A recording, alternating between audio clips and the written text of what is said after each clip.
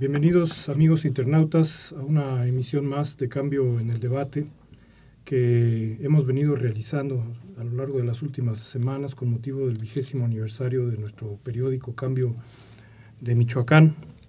En esta ocasión con unos invitados muy especiales que van a tratar uno de los temas que han estado sin duda en los medios periodísticos durante ya bastantes meses y que seguirá dando mucho que decir en el próximo periodo.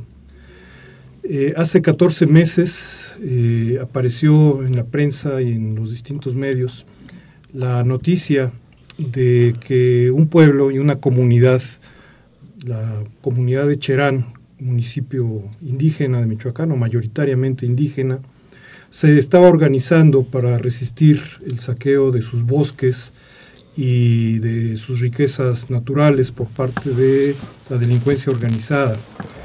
Y 14 meses después han transcurrido diversos acontecimientos, vinieron un proceso de elecciones locales y este pueblo, organizado inicialmente de manera defensiva, logró obtener un estatus de autonomía que lo ha ubicado a la vanguardia a nivel nacional y probablemente internacional entre las comunidades indígenas, abriendo sin duda brecha a el reconocimiento de las autonomías de los pueblos a nivel latinoamericano y mundial. Hoy están con nosotros Erika Bárcena, Orlando Aragón y David Daniel Romero, tres abogados muy jóvenes que han conducido a lo largo de este periodo la defensa jurídica de Cherán y han obtenido importantes triunfos en materia judicial a través del reconocimiento precisamente de este estatus particular de autonomía del que hoy está dotado Cherán, y además sostienen un nuevo litigio también en el ámbito judicial en contra del gobierno, más bien del Congreso estatal. Les pediría, Erika, Orlando, David, que se presenten brevemente a nuestro auditorio. Bueno, muchas gracias por invitarnos. Buenos días. Mi nombre es Erika Bárcena Arévalo. Yo soy abogada, egresada de la Facultad de Derecho de la Universidad de Michoacana. Actualmente estudio la maestría en Derecho en el posgrado de la misma facultad. Buenos días, igual gracias por la invitación para venir a platicar. Pues como ya lo dijeron, mi nombre es Orlando Aragón Andrade, soy abogado también, estudié en la Universidad Michoacana, en la Facultad de Derecho, soy maestro en Historia, también en la Universidad Michoacana, y acabo de concluir el doctorado en Antropología en la Universidad Autónoma Metropolitana, y pues soy profesor de la Facultad de Derecho de la Universidad Michoacana. Muchas gracias, David. Buenos días y reiterar el agradecimiento de esta invitación. Mi nombre es David Daniel y soy egresado de la Universidad Michoacana y comunero también de Cherán. A ver, ante todo, bueno, hay gente que le ha dado seguimiento al caso Cherán, pero probablemente no todos los que en este momento nos estén viendo. ¿Podemos dar los antecedentes un poco, David, de cómo se organiza esta lucha por la autonomía de este municipio y comunidad indígena de Cherán? Bueno, primero yo creo que es parte de las mismas condiciones sociales que se viven en la comunidad en la región, que logra que la comunidad en su total esté en desacuerdo con la forma, primero, de gobernar por los partidos políticos, y segundo, derivado de esto, la complicidad con la delincuencia organizada para saquear nuestros bosques, pero también, además de que se saqueaban los bosques, pues existía un sinnúmero de atropellos para los habitantes de la comunidad, como era el cobro de piso, de algunas extorsiones, de algunos secuestros. Y pues las condiciones que se estaban viviendo en la comunidad y por supuesto también en la región pues eran muy difíciles, donde la mayoría de la población, o si no es que toda, pues estaba viviendo una tensión muy fuerte por esta condición. Entonces, un 15 de abril del 2011, la comunidad determina poner alto a esta condición que se estaba viviendo. Y se organizan principalmente en ese ámbito de resistencia, que después se traslada también al ámbito político. Sí, la manera de organización para la comunidad se da de manera natural, puesto que las estructuras por las cuales se organiza la comunidad son estructuras que ya se venían ejerciendo desde siempre, pues, con algunas variantes, por supuesto, pero estas formas de organización en la comunidad permiten que haya una comunicación muy amplia al interior de la misma, que haya un orden para direccionar la toma de decisiones y sobre todo para que no exista un protagonismo en la lógica de la participación de la comunidad, porque se visualiza de esa manera en el sentido comunitario, en el sentido de la comunidad, ¿no? Y esto pues logra trascender y avanzar en lo que hoy estamos. A ver, pero son aparentemente dos cosas distintas, aunque hoy vemos que han estado estrechamente vinculadas. Por un lado, la comunidad se organiza precisamente para hacer frente a una situación difícil en términos de seguridad, en términos de su propia unidad como tal. Y otra cosa es el planteamiento político que se ha derivado de ahí. ¿Por qué se da esta vinculación, este cambio de lo estrictamente, digamos, local en cuanto a la resistencia a la inseguridad y el paso a un planteamiento político como es el de las autonomías? Pues yo creo que, a ver, primero la definición de autonomía pues es una cosa que ni la comunidad la conocía, ¿no? O sea, es un término que se utiliza más acá en las ciudades o en el ámbito académico, pero el espacio importante para reflexionar toda esta parte pues son las paranguas que conocemos acá como fogatas, pues, ¿no? Pues, que es el espacio donde la comunidad se sienta a reflexionar sobre la propia condición de vida, y que en esas reflexiones que se hacían al interior de la comunidad en las distintas paranguas, pues se empieza a hacer una revisión de cómo se ha vivido en las últimas décadas y cómo vivieron nuestros abuelos.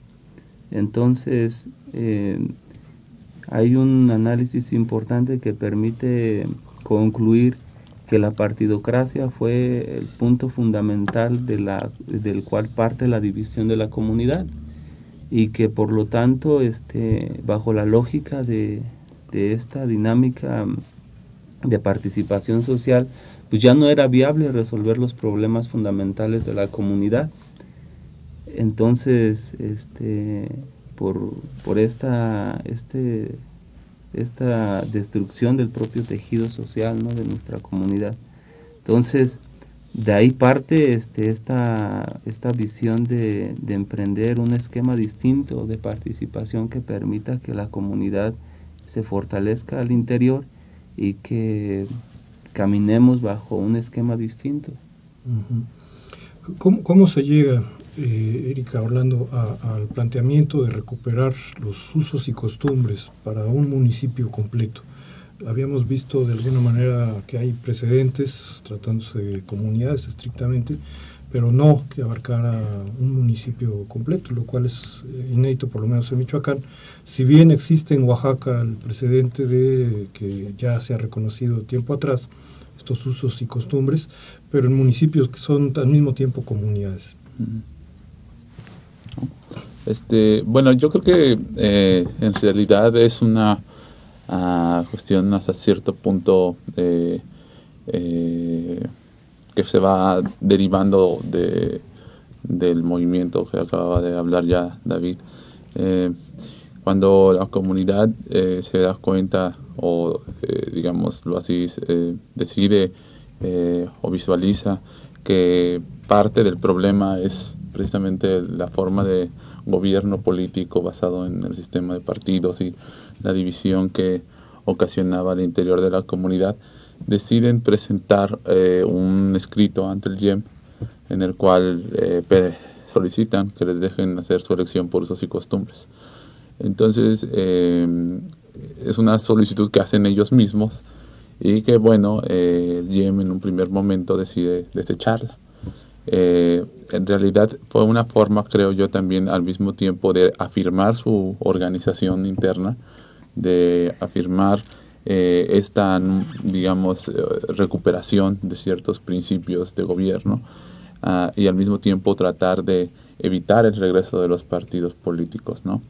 Entonces, después, a partir de este escrito que mete los comuneros en Cherán, es que propiamente tomamos el caso ya a nivel judicial, después de la negativa, digamos, del YEM, ¿no?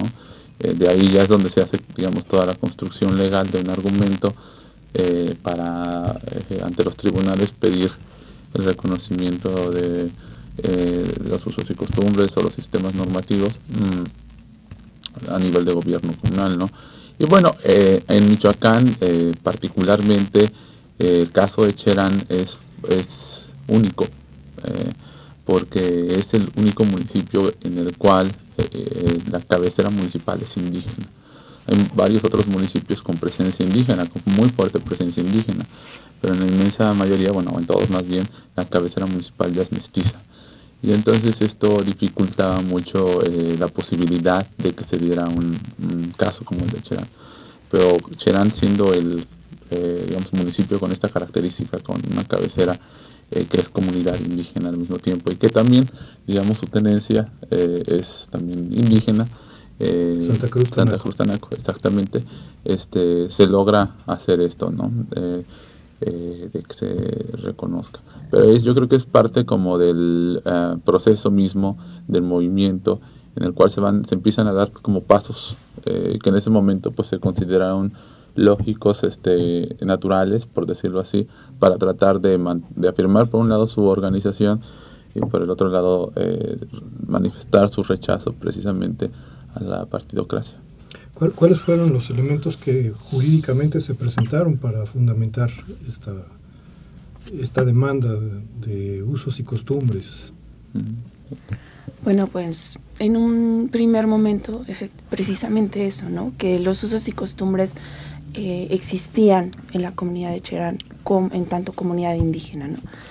Y bueno, apelar desde luego al derecho a la libre determinación en base primero en la Constitución Política de los Estados Unidos Mexicanos, el artículo 2, pero muy especialmente, bueno, el año pasado hubo una reforma muy importante a la Constitución en materia de derechos humanos, donde ahora los tratados internacionales vienen a formar parte del bloque de constitucionalidad del Estado mexicano, ¿no? Entonces, nosotros, a partir de lo que ahora dice el artículo 1, fundamos también nuestra demanda y nuestros argumentos en distintos tratados internacionales como el Convenio 169 de la OIT, la Declaración de las Naciones Unidas sobre Pueblos Indígenas, jurisprudencia de la Corte Interamericana que ya ha emitido respecto de el derecho a la libre determinación a las comunidades indígenas, ¿no? Y creo que, bueno, justamente el complemento del derecho internacional vino a ser como la parte fundamental de nuestro argumento jurídico en un primer momento ante la Sala Superior del Tribunal Electoral del Poder Judicial de la Federación. Fue quien resolvió en última instancia sí. esta demanda. ¿Y cómo explican ustedes que, bueno, habiendo pocos precedentes en México de este tipo, que finalmente se haya aceptado esto, ¿no? Yo creo que es un poco tanto la nueva, lo que comentaba Erika precisamente puede ayudar un poco a explicar el que Cherán haya sido como el que dé el paso adelante, por decirlo así, por un motivo. hace apenas se va a cumplir un año, ya se cumplió un año que se aprobó esta reforma. Nosotros interpusimos el recurso por ahí de septiembre, si no mal recuerdo. 15 de septiembre. Entonces fuimos uno de los primeros, o si no es que el primero, en ejercitar, digamos, esta nueva realidad legal, ¿no? Que los constitucionalistas llaman que es como una revolución, digamos, en la forma de entender el derecho en nuestro país. Entonces, por un lado fue un argumento muy novedoso. Ahora, digamos, suena medio lógico, por decirlo así. En su momento no lo era tanto. Y entonces eso permitió, creo yo, también una resolución innovadora, ¿no? El caso fue escalando también muy rápidamente, porque originalmente teníamos la opción de interponerlo ante el Tribunal Electoral Local o ante el federal. Y nosotros decidimos, pues por razones estratégicas, presentarlo al federal, aplicar un principio que en derecho electoral se llama per saldum. Y también originalmente le iba a corresponder a una sala regional de Toluca, el asunto. Pero la sala superior, y la sala regional decidieron que era tan importante que atrajeron el asunto. A la par, obviamente, de esta estrategia legal, quienes también jugaban un papel muy importante, pues fueron los comuneros de Cherán, porque el caso nunca se desvinculó, digamos, de la acción política. No fue una cosa que por un lado estuviera lo legal y por otro lado lo político, ¿no? Sino que creo que esa fue una cosa que los tres aquí presentes, tuvimos muy, muy claro desde el inicio de que era una forma de cómo ayudar con el derecho a un movimiento social, un movimiento político. Y en ese sentido se siguieron estrategias que creo yo también condujeron a un buen puerto. Qué sé yo, por ejemplo, los comuneros lograron darle una visibilidad permanente al caso. También, digamos, fueron muy importantes los medios de comunicación. Es decir, creo que fue un conjunto de elementos que permitieron crear un ambiente propicio para, ¿no? Ahora, también ya lo decía la licenciada Erika, que una cosa muy importante, que es la cuestión también del derecho internacional. Naciones Unidas apoyó mucho, ¿no? Estuvo dando el seguimiento a todo el procedimiento, y eso creo que es una cosa que tampoco se hace muy común. No es frecuente. No es frecuente, ¿no? Entonces, eso creo, en conjunto fueron varias cosas, por decirlo así. ¿Y esto cómo ha repercutido al interior de la comunidad en términos de un avance, digamos, en conciencia, político, ideológico? ¿Se ha cuestionado más? Ayudó mucho porque eso permitió mayor estabilidad al interior de la comunidad. Entonces, que se haya logrado esa calma es una ventaja muy importante para el interior de la comunidad.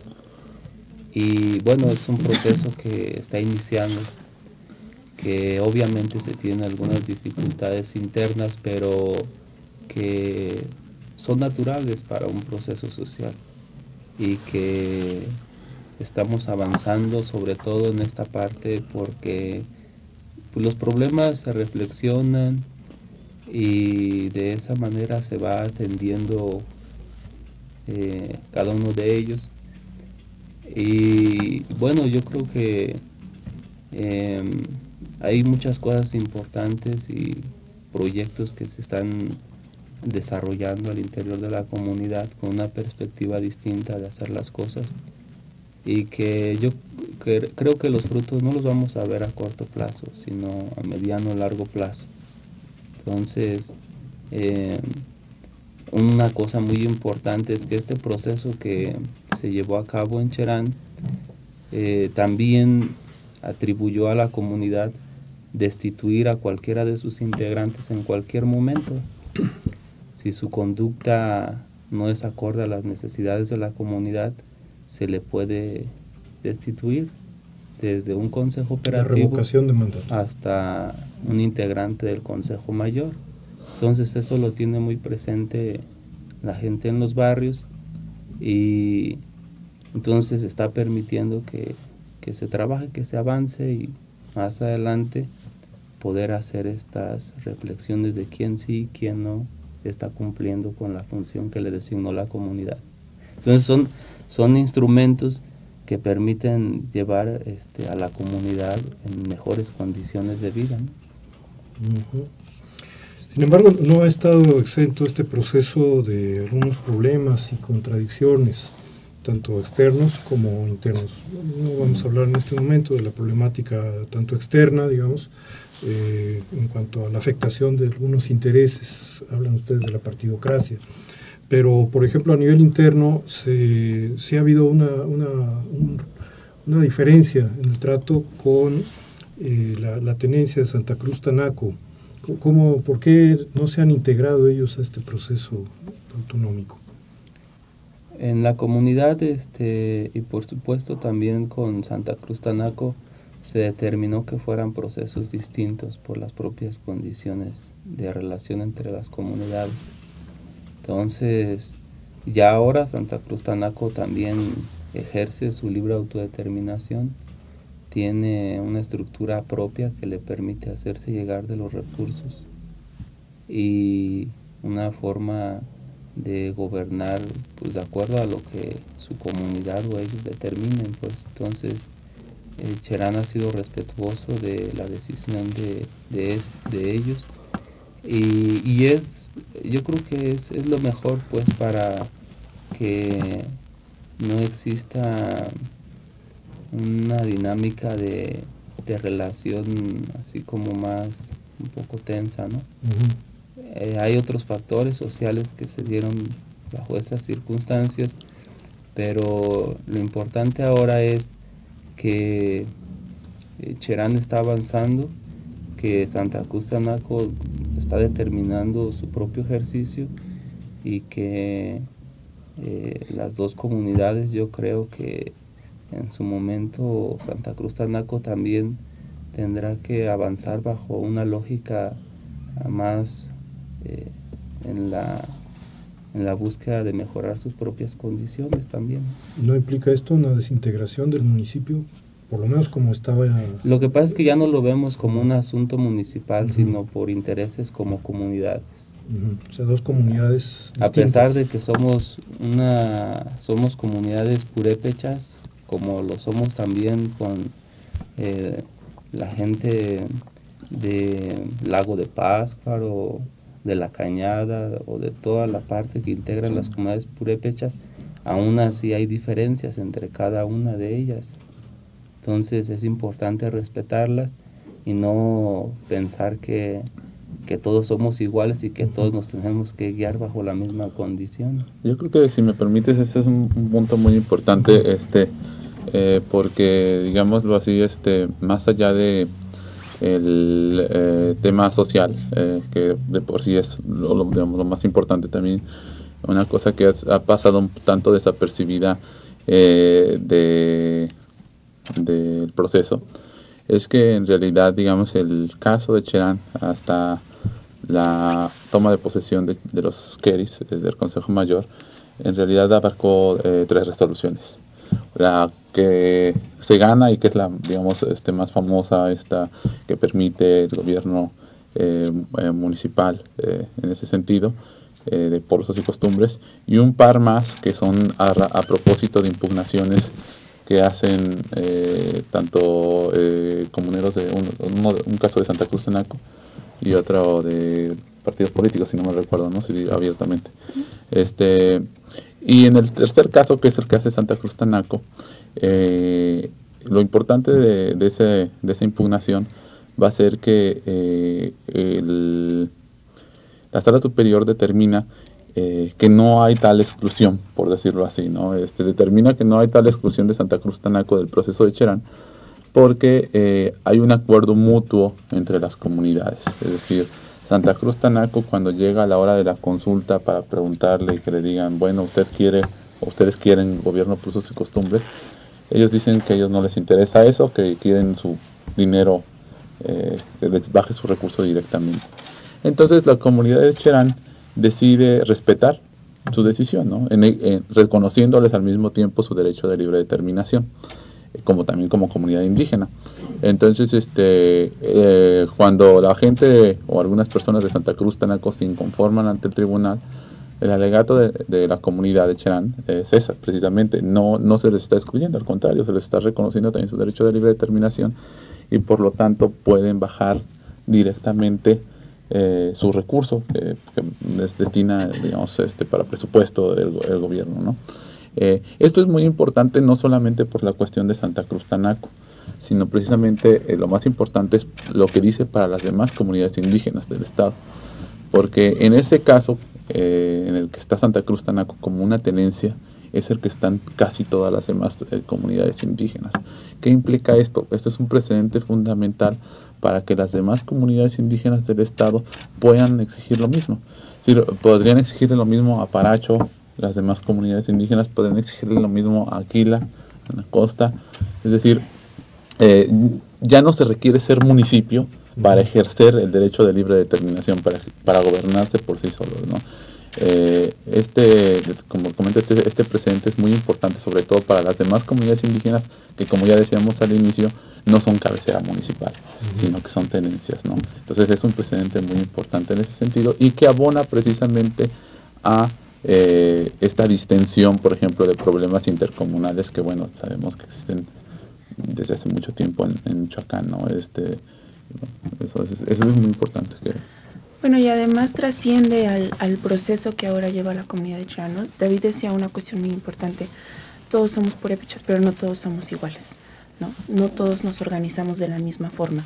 Y eso es parte ahora un poco del argumento que nosotros estamos presentando desde la Suprema Corte de Justicia de la Nación. En la reciente reforma que se hizo a la Constitución del Estado, es una reforma principalmente en materia de cuestiones indígenas, pero no se está diciendo absolutamente nada respecto de gobiernos por usos y costumbres, ¿no? Pensando no solamente que esa es ahora la realidad de Cherán, pero puede ser una realidad futura para otras comunidades indígenas, ¿no? Precisamente el argumento en la controversia constitucional es que esta reforma no se consultó a las comunidades, y si el Congreso del Estado pretende en leyes secundarias reglamentar los gobiernos por usos y costumbres en función al gobierno que ahora tiene Cherán, pues evidentemente está en un error, ¿no? Porque cada comunidad tiene su propio derecho a la libre determinación, lo cual implica que puede organizarse de la forma que considere, ¿no?, mejor. Quizá no a todos les acomode hacerlo mediante consejos operativos y un consejo mayor de gobierno comunal. Cada comunidad tendrá sus propias formas internas de organización, ¿no? Y Cherán, a la fecha, se mantiene en la posición de ser respetuoso ante ese derecho de las demás comunidades y en la posición de que ese derecho debe trascender no solo a las leyes reglamentarias, sino también a la Constitución local. Este decreto que emitió el Congreso del Estado reformando, ¿qué ley es la que...? La Constitución local. La Constitución local. ¿Se puede considerar un albazo legislativo contra las comunidades indígenas? Nosotros creemos que sí, porque hay una larga historia de irregularidades, por decirlo así, en las reformas constitucionales en materia indígena en Michoacán. Un dato importante es que desde 1991 el Estado mexicano ratificó un tratado internacional que es muy importante en materia de derechos indígenas, que es el Convenio 169 de la Organización Internacional del Trabajo, donde se regula o se le da derechos a las comunidades y pueblos indígenas del mundo. Uno de los derechos más importantes es uno que se le conoce como el derecho de la consulta, que básicamente consiste en que todas las medidas legislativas, administrativas, que realiza el Estado frente a una comunidad indígena tienen que ser consultadas primero con esa comunidad indígena, no puede llegar a imponérselas.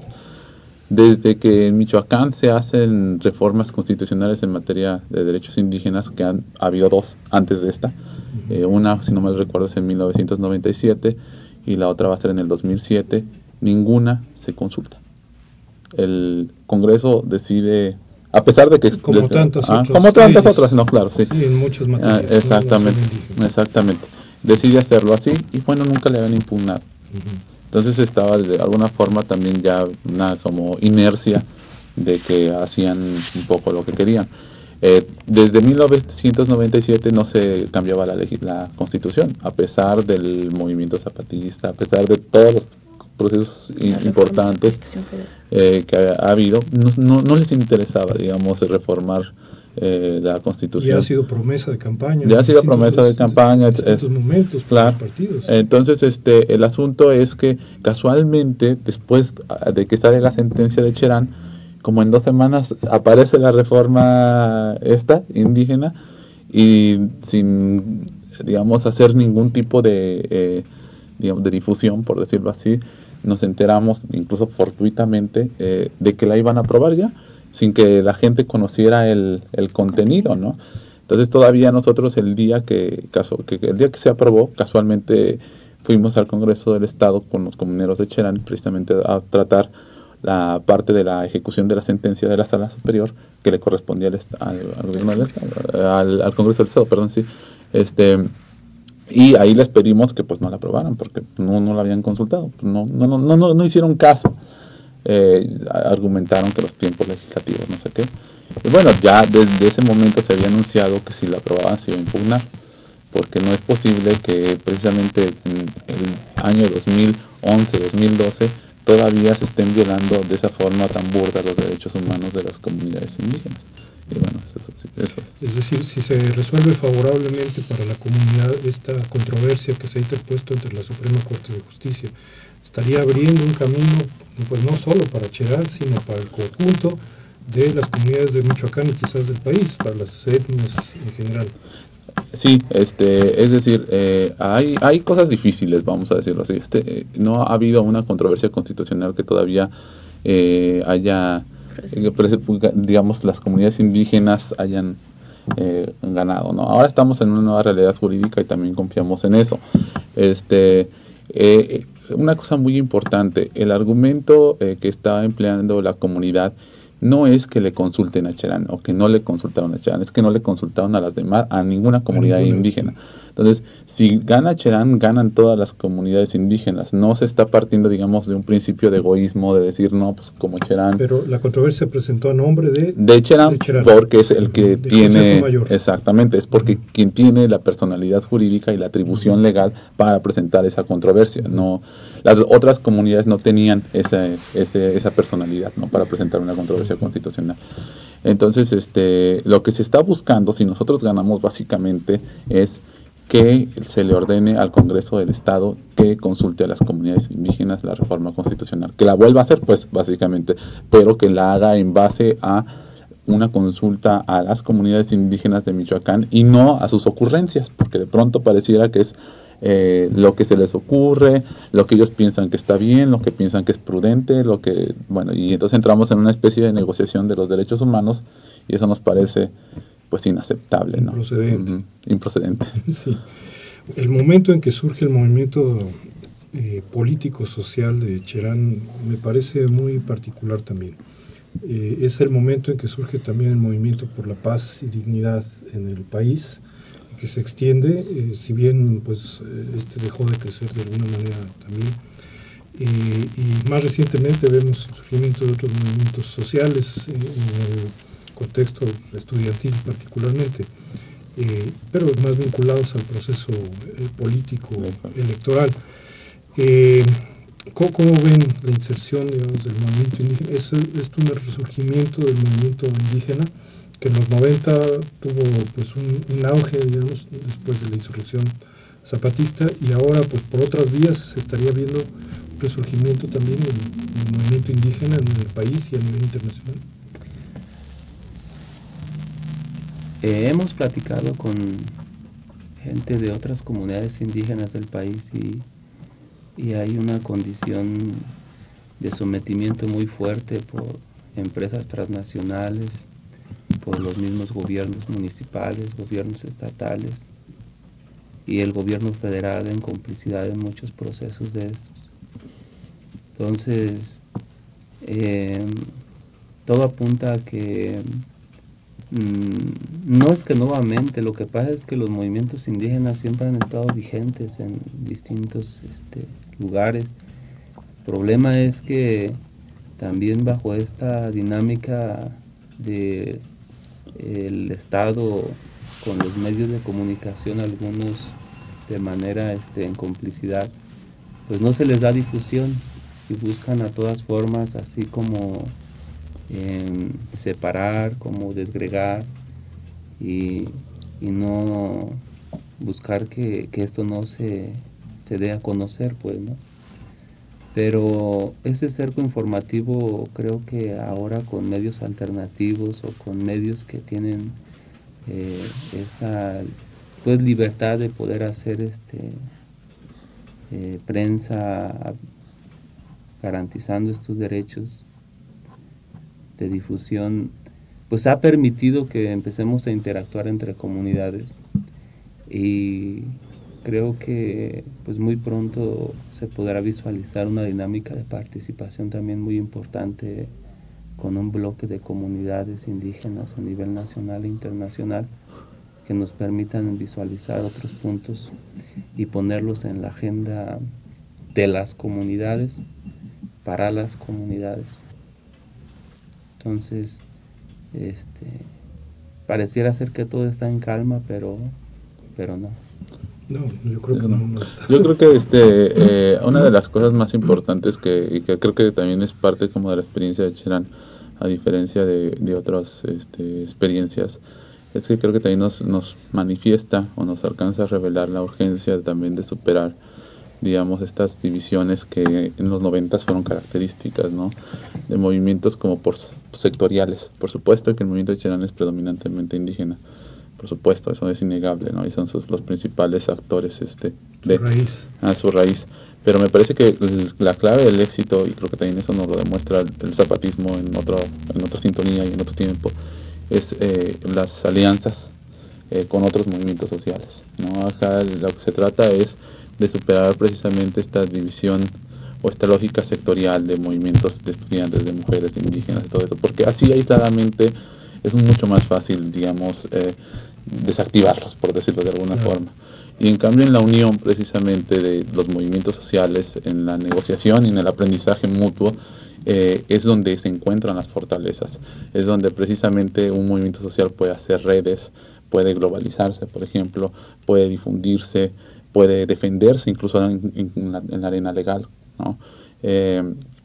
Solamente a partir precisamente de esta superación digamos, sectorial, que es la misma lógica que impone el neoliberalismo hoy en día, ¿no? Creo yo se tiene oportunidad. Y creo que el caso de Cherán es bastante ilustrador en ese sentido. O sea, uno ve toda la gente que estuvo cerca del movimiento. Hay mucho sector mestizo, por ejemplo, los cantantes que hicieron el video de Cherán, Café Tacuba, el movimiento, sí, claro, el movimiento por la paz, que también estuvo ahí cercano, y por supuesto las organizaciones indígenas y las comunidades indígenas y la gente de Cherán, obviamente, eso es, digamos, innegable. Pero lo que me parece es que la lección que también nos deja es eso, el entender que todos compartimos, o bueno, muchos sectores sociales comparten la condición de oprimidos, y que solo uniéndonos vamos a poder defender con mayor efectividad nuestros derechos, ¿no? Preocupándonos más por lo común que por lo diferente. Eso me parece que es fundamental. Sí, de hecho hay que diferenciar entre la base social de un movimiento y la trascendencia de sus demandas, porque hoy vemos un movimiento estudiantil que no está planteando una demanda estrictamente estudiantil, claro, sino una demanda que es de interés general de la sociedad, como es la transparencia, la calidad de la información, la imparcialidad informativa de los grandes medios, etcétera, ¿no? Y eso trasciende desde luego el ámbito estrictamente universitario, claro, a pesar de que son los universitarios de los que se están movilizando. Quiero plantear un último tema. Sí. Desde luego, esto aparece como un avance, y Cherán está presentando una demanda que no es tampoco exclusivamente indígena, como ustedes lo señalan, sino que tiende al fortalecimiento de las autonomías, de la autodeterminación, de las distintas modalidades comunitarias, no exclusivamente de los pueblos indígenas, y se está luchando por ello en el ámbito legislativo y judicial. Sin embargo, ¿qué plantean los detractores? Esto puede plantear un retroceso también en determinados derechos para algunas minorías. En el caso por ejemplo, de la imposición de usos y costumbres o de la recuperación de los usos y costumbres, digamos, y de aquellos, para aquellos que sí quieren participar, digamos, de las formas partidarias y del sistema político más tradicional o más ya establecido, por decirlo así, y que ahora más bien pueden ver restringidos sus derechos porque no pueden participar en el espacio territorial de Cherán. En eso creo que incluso está en debate si se van a poner urnas para la elección federal, en este caso en el municipio de Cherán, ¿no? Entonces, ¿no hay también una afectación de ciertos derechos de otras personas? No sé. Mira, yo creo que no está, o sea, ya esta parte no está en debate. La comunidad decidió que no se permitiera la instalación de las urnas, ¿no?, en este proceso. Y es un punto ya acordado con el Instituto Federal Electoral. Ya por esta parte ya no es problema, pues. En cuanto a los compañeros que todavía creen que mediante la partidocracia es posible seguir teniendo esta relación social, se ha dialogado con ellos. Yo creo que aquí se debe de poner encima el interés de la comunidad. O sea, estamos hablando de que por encima de mi interés individual tiene que prevalecer pues el de la comunidad, y es porque está en riesgo, no está en riesgo el derecho de ejercer o no ejercer un voto, está en derecho la propia vida en la comunidad. Entonces, o sea, que no se nos olvide que ha habido varios muertos, varios compañeros caídos en estos procesos, y que ha sido gracias a este sistema de gobierno, ha sido gracias a la propia a la propia intervención en la búsqueda de dividir a la comunidad de los actores desde el municipal, estatal y federal, ¿no? Entonces, aquí no es qué derecho es más o qué derecho es menos, sino cómo logramos esa cohesión en nuestra comunidad que nos permita lograr esa vida en común y que tengamos esa tranquilidad en la comunidad que muchos municipios, que muchas comunidades ya no las tienen. Entonces, ahí es donde está el tema, y es ahí donde estamos tratando y buscando de convencer a los compañeros, porque tampoco algo que se les impuso en forma de pensar como una ideología durante muchos años, pues tampoco se va a erradicar de la noche a la mañana. Este es un proceso también formativo, es un proceso de nuevamente redireccionar la posición ideológica y asumirlo en comunidad. Ahí yo creo que queda pocos minutos. Okay, claro, sí, yo creo que también, además de lo que ya se comentó, es básicamente también la cuestión de que a pesar de, además de que ya es una decisión de la comunidad, no es una decisión que se ha mantenido y que está ahí ya muy firme, la gente también ha tenido la oportunidad de recurrir a los tribunales para tratar de hacer valer sus derechos, y lo que es cierto es que las 2 veces que lo han hecho lo han perdido. O sea, no es que, digamos, también se les esté privando o se les haya privado de toda posibilidad de defensa arbitrariamente, ¿no? O sea, no es una imposición, vamos a decirlo, arbitraria, incluso en tribunales han perdido, ¿no? Es paradójico que también luego muchos de las hipercríticos, como bien lo señalas, sean luego incluso hasta representantes de partidos políticos minoritarios, ¿no? Que es muy extraño que, por ejemplo, para el caso de Cherán cuestionen algún tipo de participación cuando sus propios partidos no ejercen mayor peso político y sí viven del erario público de una forma también escandalosa. Entonces, eso también creo que nos debería de hacer pensar, porque luego es muy llamativo que efectivamente ciertos representantes de ciertos partidos que son bastante cuestionables su presencia en la vida política nacional o estatal, nos quieran venir a dar lecciones de democracia y de participación, ¿no? Bueno, se nos agotó el tiempo. Les agradezco muchísimo la participación en este programa, Cambio en el Debate. Espero que sea muy ilustrativo para quienes tengan acceso a este programa.